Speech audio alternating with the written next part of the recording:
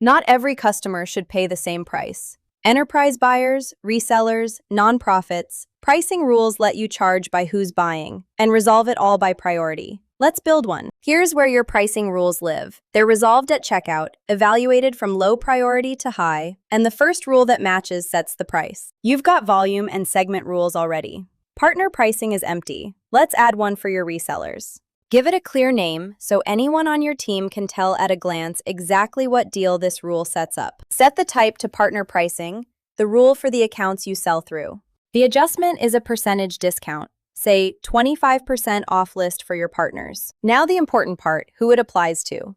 Pick the field to match on, the customer segment. Set it to partner, and this price only ever reaches customers in your partner segment. Create it and give it a priority. A lower number wins, so it's checked before the broader rules.